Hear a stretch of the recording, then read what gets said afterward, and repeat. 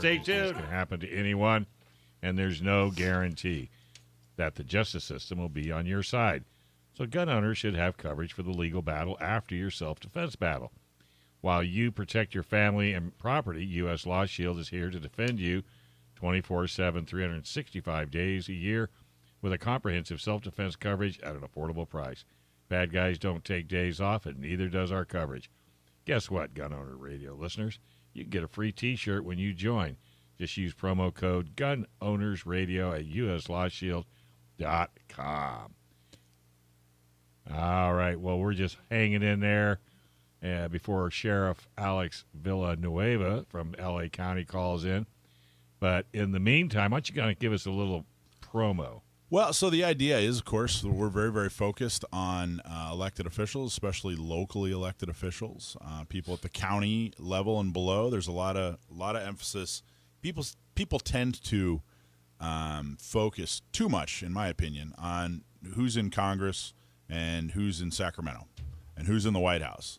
And it's frustrating because there's almost nothing you can do about that.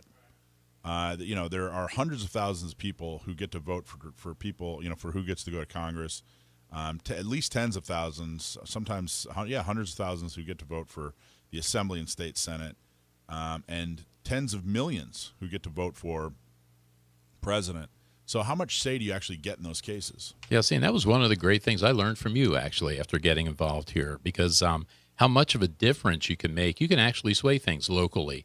I mean, if we look at, like, the supervisors, Joel Anderson won by, 250 votes. Dustin Trotter and Santee won by 5 votes on the city council. So, you can really make a difference at that local level. And the local level is important for, again, the things that I learned from you. That a lot of the people in Sacramento and then beyond in Washington started out locally. They started out on school boards, on city councils. And if you could stop some of these bad ones locally, maybe you never see them up there doing damage in Sacramento. The other thing is with locally, you get the wrong people in office. They cause a lot of problems for gun shops, for gun owners, for ranges, just locally. There's a lot of harassing things they can do with fees and licenses and things like that. Yeah. So, before a couple of years ago, how many people had actually heard of the County Board of Supervisors? Before COVID, I'll say. Before COVID, how many people had actually heard of the County Board of Supervisors or knew what they did? Probably very few. Yeah. One of the reasons people have heard of the County Board now is because they totally screwed everything up and destroyed all kinds of businesses. And that's because we got the wrong people on there. They were pretty quiet. They weren't great. Diane Jacob, not great. No. But, at least not Greg hurting Cox, people like we have now. They were just they were kind of lame. But they weren't really, they didn't do a whole lot right, but they didn't do much wrong. They just kind of were there. Ron Roberts. Real quiet, collecting a check. Yeah, Bill Horn's a good dude. But anyway, they were there for decades, and you didn't really hear about much. And, as critical as I just was of them, maybe that's the best kind of politician, is someone that you don't really hear much about because they just kind of but then what good is fill potholes and, What good are they?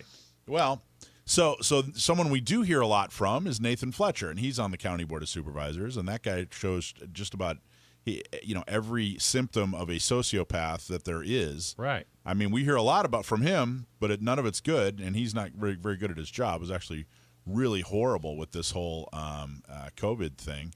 He of course, had the at first when COVID first started in February, he was out in at different Asian restaurants telling everybody that it's ridiculous. The only way you can get this thing is if you go to China, and that people need to come out and go to restaurants and stop acting ridiculous. Pelosi did the same thing. She did do the same thing. I think that it was connected. I think that they when one says it, they all say it.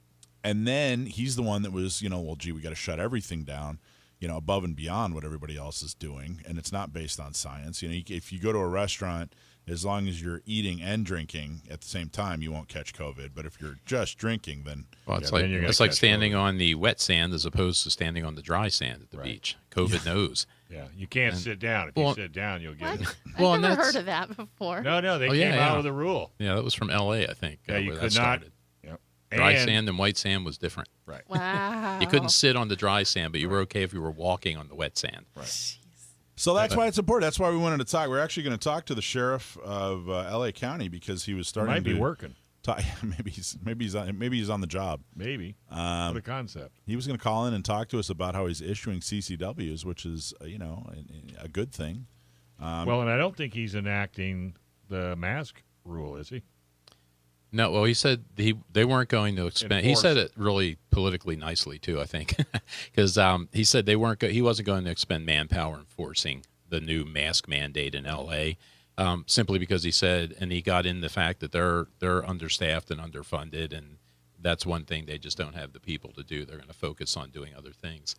Well, from what I've read, and this is mostly headlines, what I've read is that they, a few years ago when they had those huge fires in L.A., that the county board decided that they didn't like the way the sheriff ran things, and they started kind of clamping down on him. He was upset with the DA. They elected this new DA who said, "Hey, I'm not going to prosecute like anybody. No matter what the crime is, I'm going to, err on the side of not prosecuting." And when you're the main, the head law enforcement officer of a county, especially one the size of L.A., and your guys are catching people, and and they're just being let right out, and they're not being prosecuted, it's frustrating. I'm sure. Well, and that's the thing about law enforcement too. I mean, those guys have to live with those bad policy decisions, and it goes beyond frustrating. It becomes dangerous now for them, and because they're thrust into that, and they're risking their safety and their lives to catch these people, and then they bring them to jail. They don't get prosecuted. They get let right out.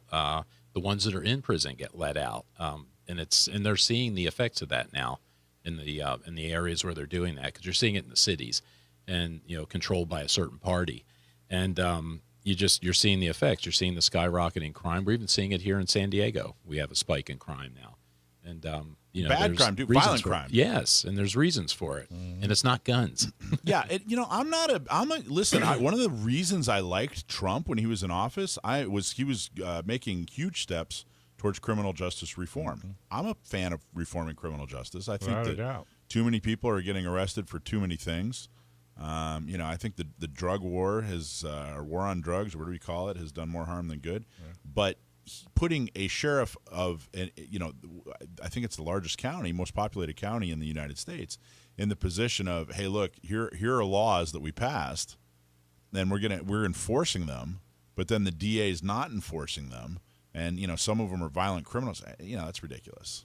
That's ridiculous. Well, but you have the effects too. You've all seen the videos there of people shoplifting. Yeah. Since they've raised $900. I think it's $950. It's a misdemeanor up to that, so it's not worth doing anything. And these people know this, and they're just blatantly going in and just taking with a calculator, bags full of stuff. Yeah, and it's it's something that Giuliani did years ago when he first became mayor in New York. The broken windows approach to things. Yeah. If you prosecute those little crimes and clear up those little crimes, it has an impact on the bigger crimes, on the worse ones. And he was able to clean up New York quite a bit. And now they say New York today is pretty much back to how it was before he was in office, with all the violent crime. There's actually a debate about that too, as far as the broken window theory.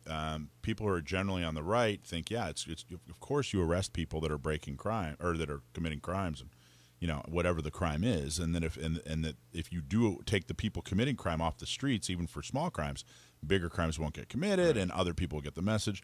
The other side says, hey, wait a minute, this concept is what led to like stop and frisk.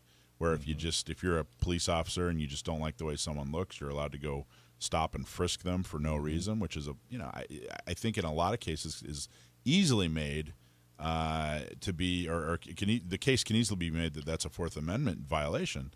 But it's hard to argue with what Joe just said, was that New York showed a huge improvement when it came to crime reduction. Well, again, if you just take the stop and frisk thing, for instance, I mean, with police officers, when they work in a neighborhood and they're in a high crime neighborhood, I mean, they know who the gang people are. They know who commits the crimes.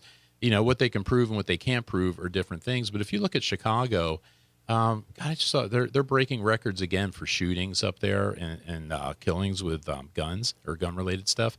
And if the police are free to stop people that they know almost certainly are carrying or that they know are gang members, then, if the gang members can't carry like that without the risk of being stopped, then they can't just shoot people at will like they're doing out there. Because it's a war zone, and it's not all over Chicago. It's in certain areas. If you look at when what's his name? It was Dr. Lott, John Lott. Yeah. Did a study on that, produced it a couple of years ago, violence in all the counties around America. You could see even in the worst places, even in Chicago, even in L.A., it's restricted to a small number of counties. The vast amount of counties in L.A. are relatively free of violent crime, or they have very low violent crime and murders. Same thing in Chicago. If you look at his map, the way he mapped it out, it's a handful of little counties all clustered. The rest of the counties, the murder rates are very low. Or non-existent. Yeah, there were counties that had 1 or 0 murders in that year. It's striking. All it takes is what's happening in New York. Now that they're shooting in these high-end areas, now it's an issue. Everybody's up in arms. That'd be just like if somebody shot up the French Laundry, you don't think the criminals wouldn't be taken off the street? Because you can't go, they don't want them in their neighborhood. Yeah, well, and another thing, too, with the police, with the current environment, if they're not actively policing and they're hesitant to do that Sure. because their agencies don't back them up, there's a lot of risk. Thanks for watching this clip from Gun Owners Radio. You can watch us live every Sunday from 4 to 6 p.m. California time, right here on our YouTube channel, or if you're in the San Diego area, you can listen to us on 1170 a.m. We're also available on your favorite podcast platform for free. Don't forget to like and subscribe so that you can help restore and protect the Second Amendment, not just in California, but across the country.